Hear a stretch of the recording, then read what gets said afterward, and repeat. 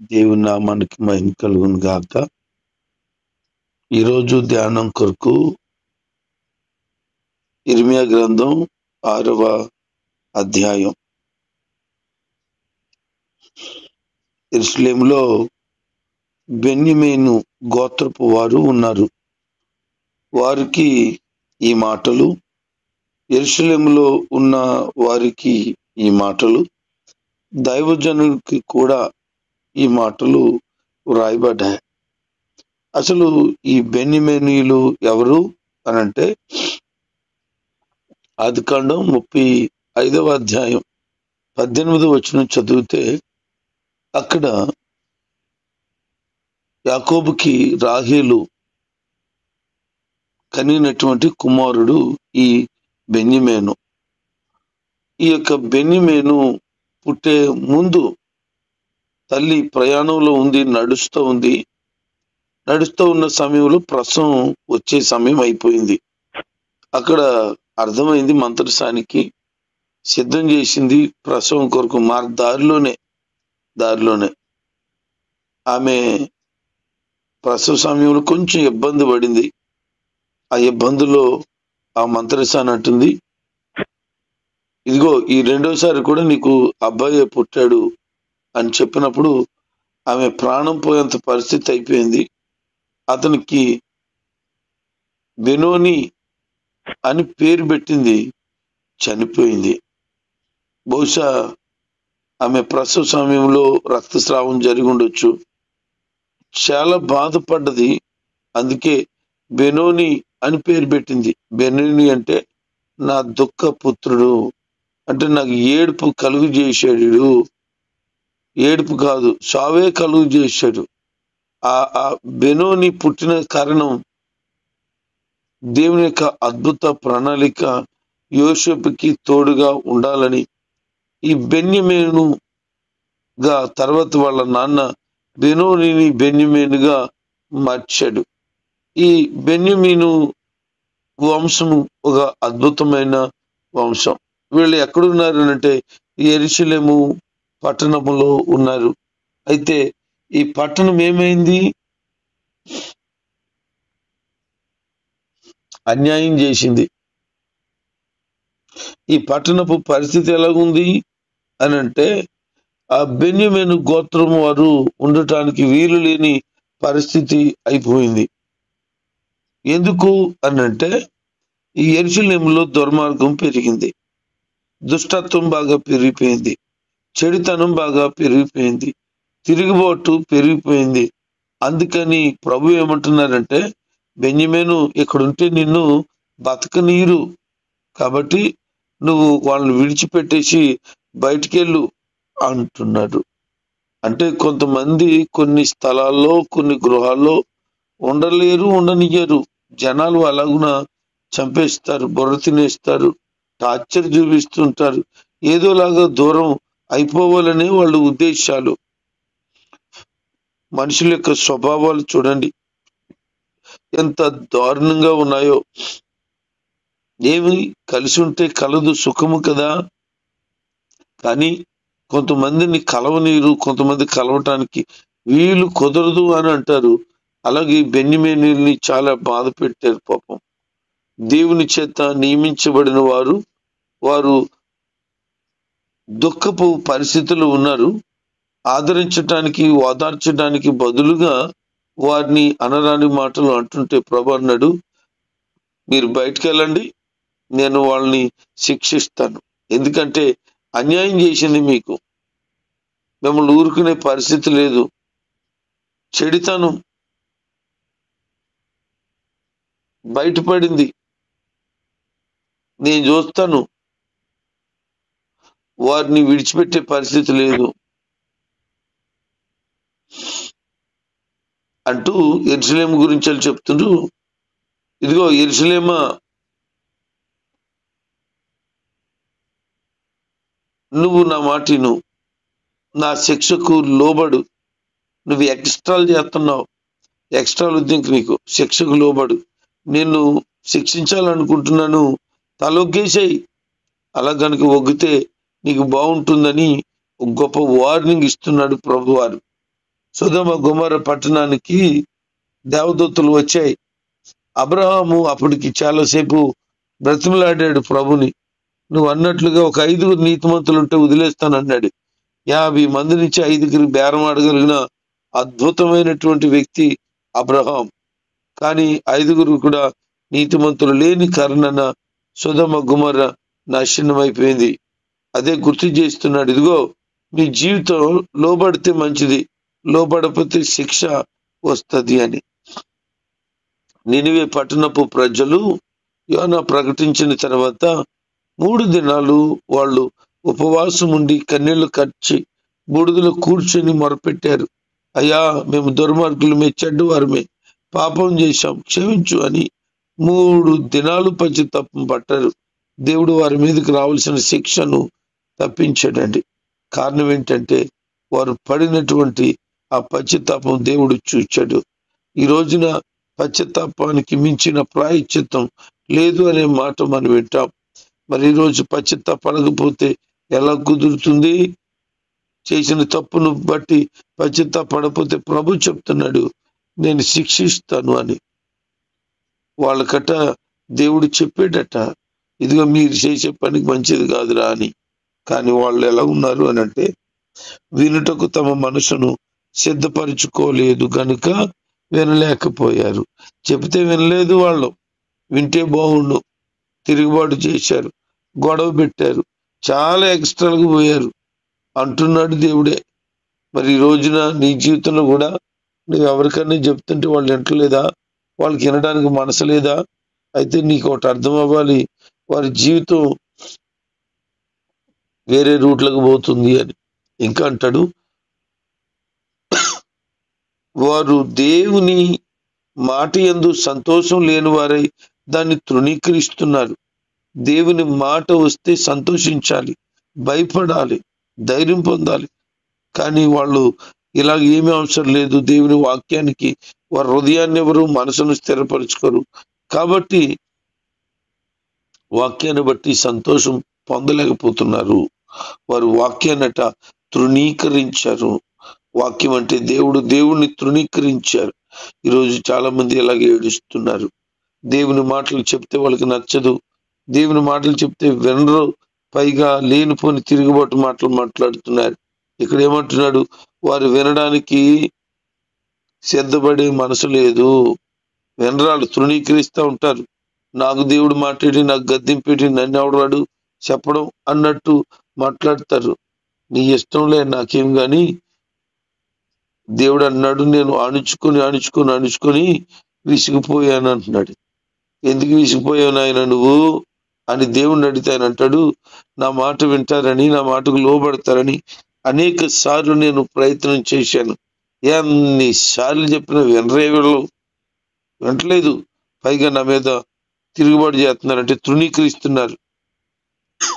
అందుకే నేను అనేక సార్లు చెప్పాను, ఇక మీదట అణుచుకున్నాను, నా కంట్రోల్గా నేను ఉన్నాను. అయితే నేనేమో అంటున్నానంటే, విసిగిపోయాను కనుక నా క్రోధమును, నా కోపమును వారి మీద రగులు కొనును. ప్రియ దేవుని జనాంగమా, అనేక పర్యాయాలు నీ జీవితంలో దేవునికి అవిధేయత కలిగిన పరిస్థితులు ఉండవచ్చు. అయితే ప్రభు నీకు అవకాశం ఇస్తున్నాడు. అవకాశం ఇచ్చినప్పుడు ప్రభు దగ్గరికి వచ్చి నువ్వు పశ్చాత్తాపడగలిగితే నీ జీవితం మరలా నూతనమైన పరిస్థితులు అవుతాయి. దేవుడు అంటున్నాడు, నా చెయ్యి ఆల్రెడీ చాపేశాను అంటున్నాడు. అంటే వాళ్ళకి రౌండ్ స్టార్ట్ అయిపోయింది అని అర్థం. యెరూషలేము ప్రజలు మాట వింటలేదు. అందుకనే, ఓ నా ప్రజలారా, యెరూషలేము నివాసులారా, నా చెయ్యి చాపుతున్నాను మీకు. వాస్తవానికి యెషయా భక్తుడు అంటాడు, రక్షింప నేరక ఉండినట్లుగా నా హస్తము కొరచు కాలేదు అని. నిజమే, రక్షించడానికి ఆయన చేతులు ఎప్పుడు చాచి ఉంచాడు. కానీ ఆయన మాట వినకపోతేనట కొట్టడానికి కూడా ఆయన చేతులు చాస్తాడట. మరి ఈరోజు ఆయన చేత కొట్టించుకుంటావో లేదు, ఆయన మాటకు లోబడిపోయి ఆయన చేత కౌగిలించబడతావో నీ ఇష్టమే. అయితే ఆ కాలంలో కొంతమంది సేవకులు ఎలా ఉన్నారనంటే, వినసొంపైన వాటిని చెప్పేవాళ్ళుగా ఉన్నారు. వాళ్ళు అంటారు, చాలా మంది బోధకులని పేరే ఉంది కానీ వారు జేబును నింపుకోవటానికి ప్రజలకి వినసొంపుగా ఉన్న వాటిని చెప్తున్నారు. జనాలకి ఈ రోజు ఏం కావాలనంటే వాళ్ళకి నచ్చినట్టు బోధించేవాడు కావాలి, కానీ దేవుడు మెచ్చేటట్లు బోధించేవాడు అవసరం లేదు. పనికి మాలిన జనాంగం దేవుని మాట వెనక లోబడక శిక్షకు సిద్ధమైపోతున్నారు. బుద్ధి జ్ఞానం లేని కంచర గాడిదల వలె ఉన్నారు అని అంటున్నాడు. వారికి వినసొంపైన వాటినే చెప్పాలనుకుంటారు. ఏం చెప్పాలి?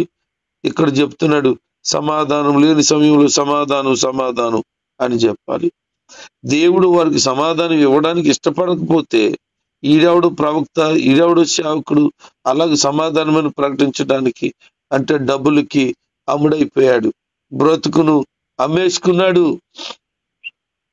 ఓ పాస్టర్ గారట, నేను ఇలాంటి ఏమన్నా చెప్తుంటే నన్ను అపార్థంగా అనుకుంటారు. మరి అర్థం అవటానికి ఏం చెప్పాలి? మీకు ఎలా చెప్తే మీకు అర్థం అవుతుంది? నన్ను ఎవడో అపార్థం చేసుకుంటాడని నాకేమి భయం లేదు. ఉన్నది ఉన్నట్లుగా చెప్పటానికి ఆయన సేవకుడిగా, యేసు ప్రభు సేవకుడిగా నేను సిద్ధంగానే ఉన్నాను.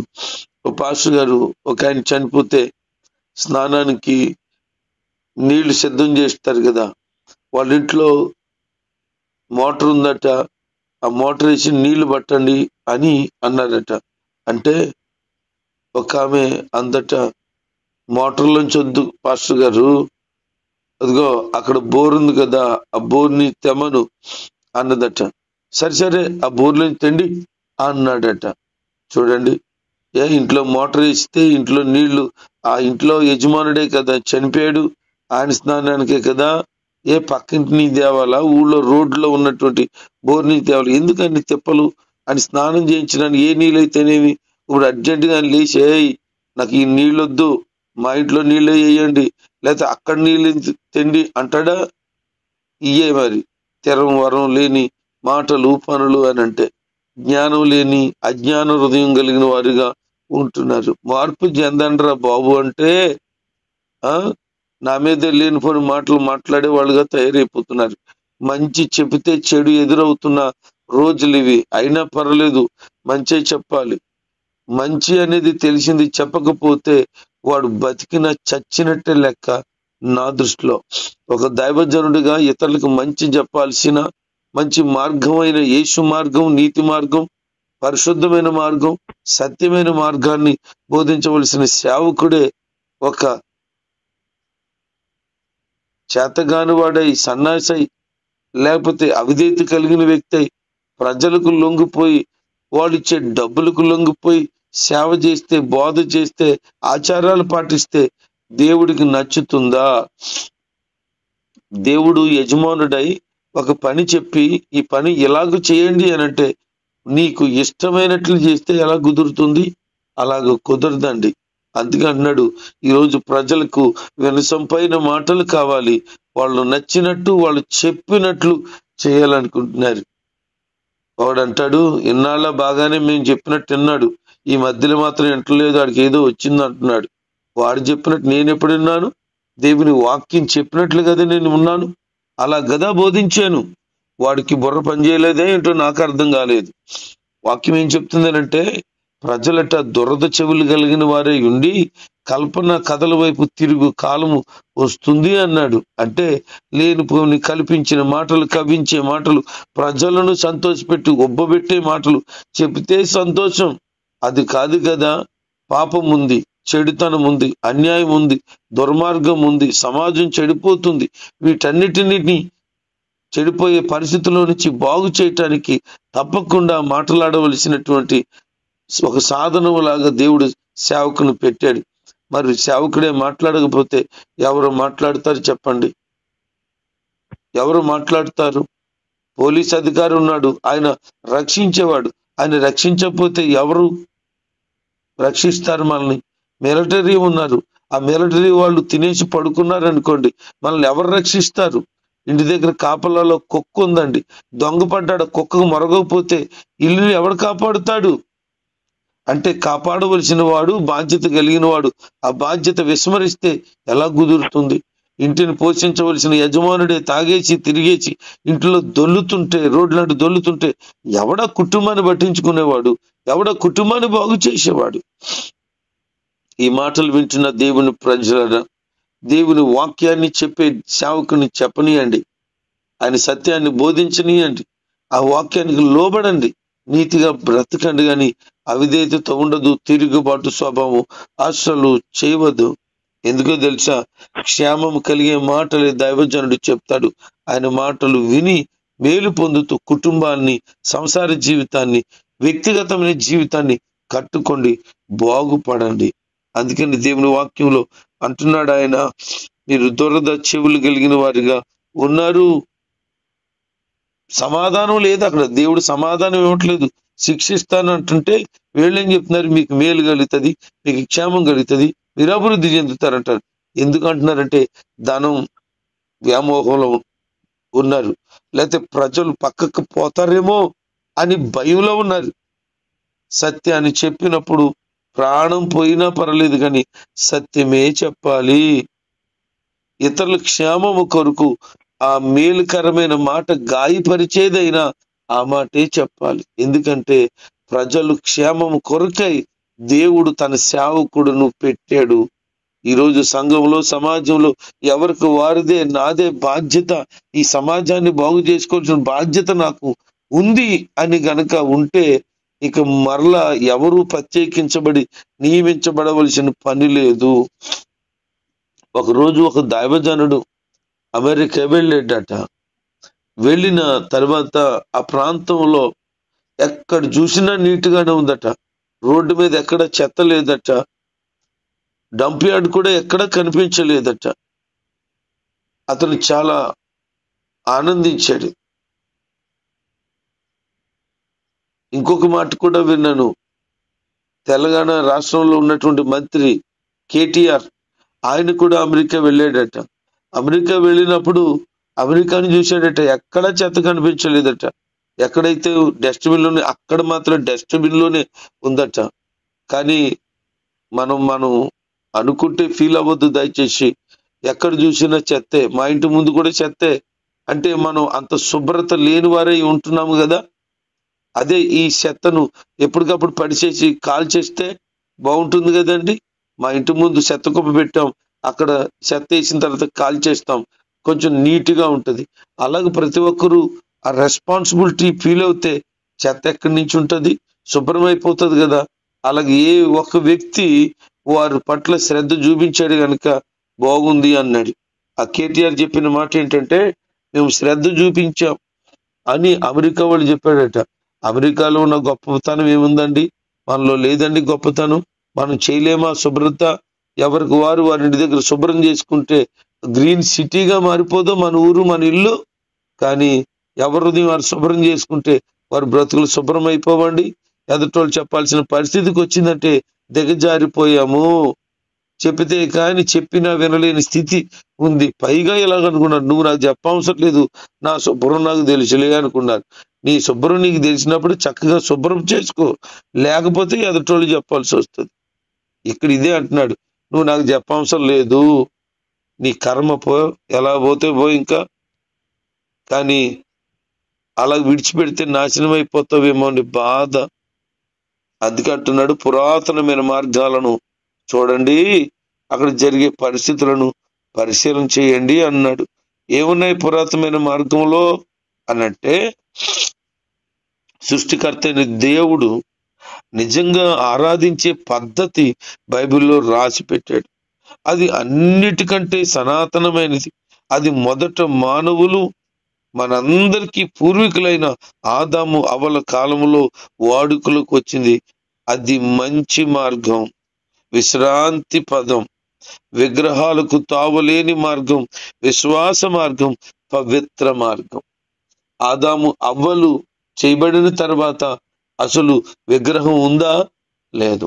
కానీ రాను రాను రాను రాను దేవుడుకు బదులుగా రాళ్లను, చెట్లను, మొక్కలను, పుట్టలను దేవుళ్ళుగా మార్చి, దేవతలుగా మార్చి, పూజలుగా మార్చి, మనుషులనే దేవుళ్ళుగా చేసి మనుషులు దేవుళ్ళైపోయే పరిస్థితికి తెచ్చేసుకున్నారు. ఈ రోజున సృష్టికర్త అయిన దేవుడు ఒక్కడే, ఆయన్ను మాత్రమే పూజించాలి, ఆరాధించాలి. కానీ ఈ సృష్టమును పూజించేవారై ఈ సృష్టిలో ఉన్న వాటిలో దేవుణ్ణి వెతుకుతున్నారు. దేవుణ్ణి దేవుడుగానే వెతకాలి తప్ప ఈ సృష్టిలో ఎక్కడ కనబడతాడు? ఆయన ఉనికి కనపడుతుంది, ఆయన చేసిన కార్యం కనపడుతుంది. అందుకే ఆ పురాతన కాలంలో దేవుని ఉనికి కనబడింది, అది చూసుకోండి అంటున్నాడు. అయితే ఇక్కడ యెరూషలేము ప్రజల స్థితి ఎలాగుంది అంటే మరికొన్ని విషయాలు, వారి ఆలోచన బాగోలేదు గనుక ప్రభు చెప్తున్నాడు, ఇదిగో మీ ఆలోచనను బట్టి మీరు తగిన ఫలాన్ని అనుభవిస్తారు. మీకు నలుదిక్కుల భయం కలుగుతుంది. మీ కొరకు చుట్టుపక్కల నుంచి శత్రువులు సిద్ధపడి వస్తున్నారు. మార్పు నొంది కన్నీళ్లు విడిచిపెట్టు, మార్పు నొంది కన్నీళ్లు విడిచిపెట్టు. అలా గనక కన్నీళ్లు విడిచిపెట్టగలిగితే నీ బ్రతుకు బాగుపడుతుంది. నా మాట విను అని యెరూషలేము కొరకు చెప్తున్నాడు. ఈరోజు మంచి మాటలు చెబుతున్న దేవుని మాట విని దేవుని మాటకు లోబడి జీవించు. 27వ వచనం నుంచి 30వ వచనం వరకు చదివితే ఇర్మియాతో దేవుడు మాట్లాడుతున్న మాటలు మనకు కనబడతాయి. కఠినముగా ఉండి తిరుగుబాటు చేసి పశ్చాత్తాప పడలేదు. వాళ్ళు కఠినమైపోయారట, తిరుగుబాటు చేశారట, పశ్చాత్తాపడతలేదట. దేవుడు అంటున్నాడు, నేను వారిని పనికి మాలిన వారిగా ఎంచాను అంటున్నాడు. మరి ఈ రోజున దేవుని మాటకు లోబడితే ప్రయోజనకరమైన వ్యక్తిగా నిన్ను మారుస్తాడు. మరి ఎవరైతే తిరుగుబాటు చేశారో వారు పశ్చాత్తాపడండి, కఠినంగా ఉండిపోవద్దు. పనికిరాని వారిగా దేవుడి చేత ఎంచబడద్దు. దేవుడే పనికిరాని వారిగా చేసేస్తాడట. కనుక అట్టి స్థితిలోనికి, అటు దౌర్భాగ్యమైన పరిస్థితిలోనికి ఎవరూ వెళ్లకుండా ఉండాలని యెరూషలేము ప్రజలకు దైవజనుల ద్వారా దేవుడు హెచ్చరించాడు. ఈరోజు ఒకవేళ ఎవరైనా ఈ మాటలు వింటున్న వారు మీ జీవితాలు గనుక అలాగున దేవునికి కోపం రేపే పరిస్థితులు ఉండి ఉంటే గనుక మార్పు నొంది నీతిగా, భక్తిగా, యథార్థంగా బ్రతకండి. సంఘానికి, సమాజానికి ఒక దీవెనకరంగా ఉండండి. అందుకే ప్రభు చెప్తున్నాడు, భూలోకమా వినుము, ఓ సంఘమా వినుము, అన్ని జనులారా వినండి, యెరూషలేము ప్రజలారా వినండి, దీన్ని తెలుసుకోండి అని అందరికీ చెప్తున్నాడు. అందరిలో నీవు ఉన్నావు. మార్పు నందు ప్రభు బిడ్డగా బ్రతుకు. దేవుడు నిన్ను దీవించును గాక. ఆమేన్.